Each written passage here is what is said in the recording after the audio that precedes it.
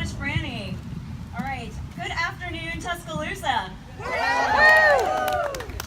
Thank you all for letting me be here. Let's give it one more round of applause to our terrific speakers who came before me. Today I'm here to talk to you, Central High School Falcons, University of Alabama Tide, and citizens of West Alabama. I want you to look around you. Look at all the faces of people who were strangers before. At this science rally, we have students and teachers, we have citizen scientists and research scientists, we have beginners and experts, and they have all come together here today. No matter how you identify, I have an important message for you. Every single person in this crowd deserves a high-quality science education. That is a solid base of science understanding upon which we can build our careers, support our communities, and enjoy our lives. Exceptional science education is guaranteed to us because it is a civil right. It is no less important than free speech or assembly.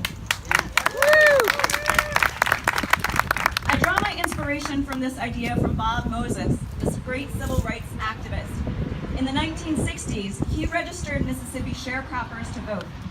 Later, in the 1980s, he saw that students at his daughter's school were not provided the math instruction that they needed in 8th grade in order to qualify for honors level math in high school.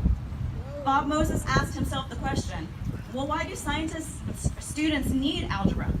The answer is that mathematical literacy sets students up for entrance into college, higher paying jobs, and personal success.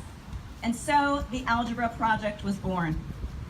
Its mission was to grow the math abilities of students who had been traditionally underserved and overlooked. Algebra Project alumni had more possibilities open to them, and in that way, access to vote is no different from access to math. The same is true for science education.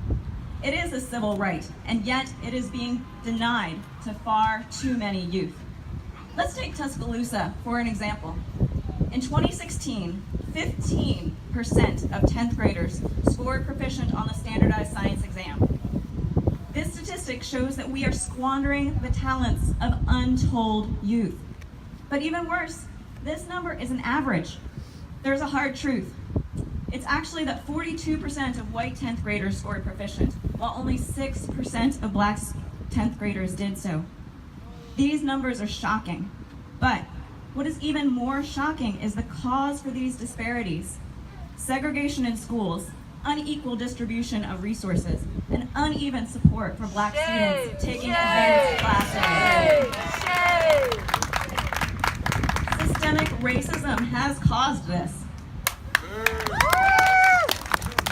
Like Bob Moses did, we ask ourselves the question, why do our science students require this kind of education? The answer is every student deserves access to the highest paying jobs in America. Black and brown students. You should grow up to be laboratory managers, computer scientists, and doctors making 6 figures. They are also the ones whose communities are the hardest hit by lead in the drinking water, cement dust in the air, and severe storms brought on by climate change. They must be able to raise the alarm and devise the solutions to these human-made problems. And they too should be able to experience the wonder and the joy of learning about science and participating in brain.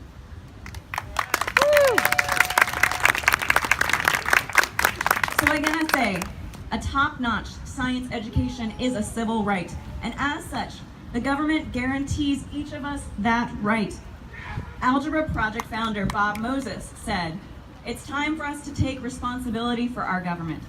Not that we are asking the government to do something for us, but in the end, that we are the government. And if we do not take responsibility for the government, it will take us to places we don't want to go."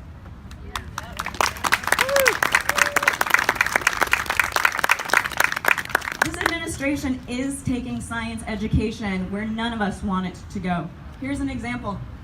The White House's budget cut funding to NASA's Science Education Office from $115 million to $0. And what does that cut save us? 0.5% of NASA's budget. But what does it cost us? Space camp, curricula for teachers, scholarships for young scientists. In particular, the Minority University Research and Education Project, which helps to fund students seeking STEM degrees at historically black colleges and universities, will be eliminated.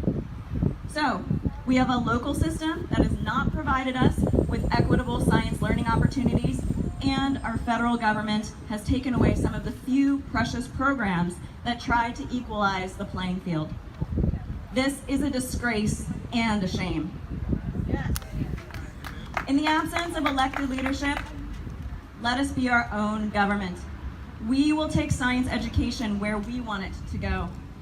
I'm going to challenge us to achieve these 3 goals to this end. First, let's educate ourselves about education. Investigate your area schools. Don't be satisfied with averages. Dig deep into the disparities.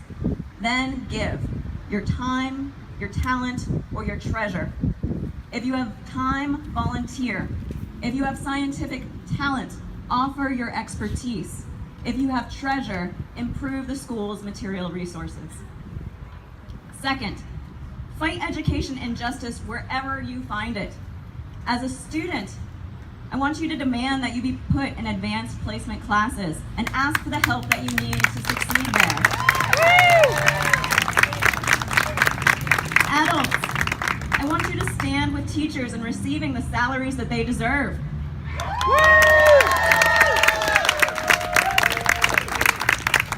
And all of us, I want us to reject legislation that increases funding and zoning inequalities in schools.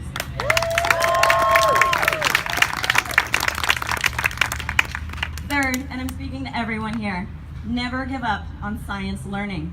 Don't pay attention to what anyone has told you that you could do or should do. Go to events you wouldn't normally attend. Stop by the science demonstration at the U of A tailgate. Watch a nature show. Be curious, try things out, and take risks. You can be your own science educator. Science education is your civil right, and you deserve it. Thank you all.